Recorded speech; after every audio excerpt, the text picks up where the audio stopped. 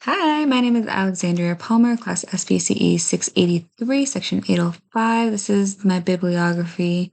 Um, and this is one that I'm going to talk about um, derived stimulus relations and specifically the reflexivity, symmetry, and transitivity. So reflexivity is more like matching sample to sample. So you have a card with a picture of a cat on it, and then you have three cards. One will maybe have a dog, a horse, and then a cat. And then you're matching the cat to the cat. So you're matching a card to a card. For symmetry, it's you're matching um, so the first one is A equals A, then symmetry is matching A equals B or B equals A, and that is if you show them a picture of a tree and they say the word tree, or if you say the word tree and they can touch the picture of the tree. Um, so transferring over from like doing two cards to now it's the word and matching to the card or the card matching to the word. And then Transitivity is A equals B, B equals C, and A equals C. So what that is you have a card of a tree, you say the word tree, and you can see the word written as a tree. So either way can go either way. So if you say the word tree and you have them touch a card, and then you show them the written word tree, they all kind of go together. So matching them all the same thing together. So written word tree, picture of a tree, the word tree.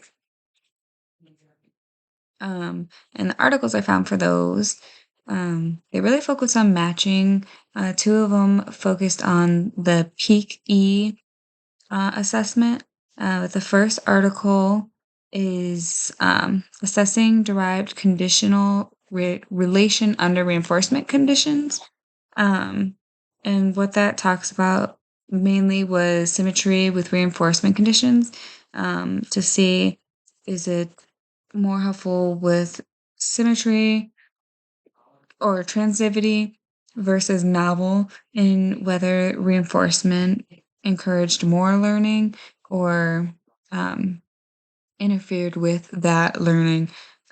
Were they learning rapidly with reinforcement or without?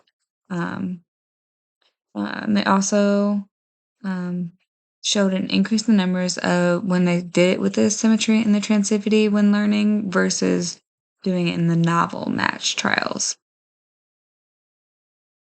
The next one is derived relational responding and intelligence. Sorry, assessing the relationship between the peak E pre-assessment and IQ with individuals with autism related disabilities.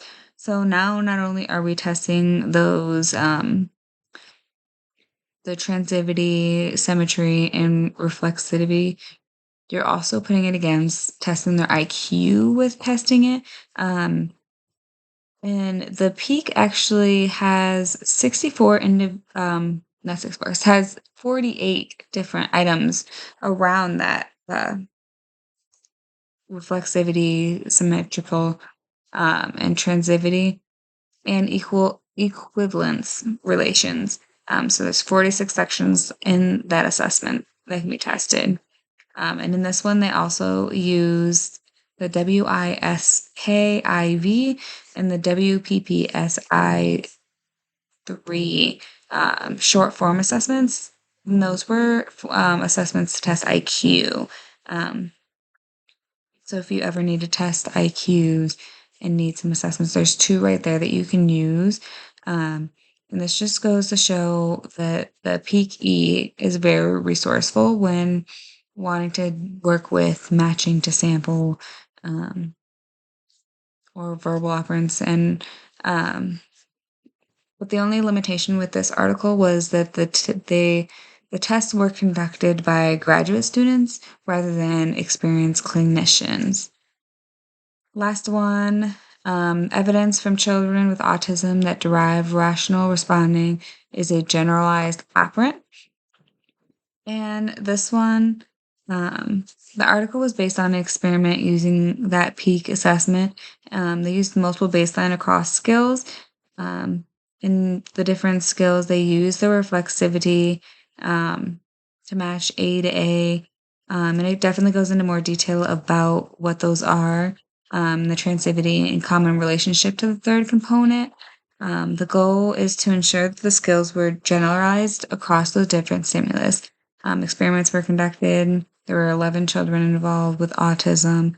They used the school and the home based instructions, so two different settings.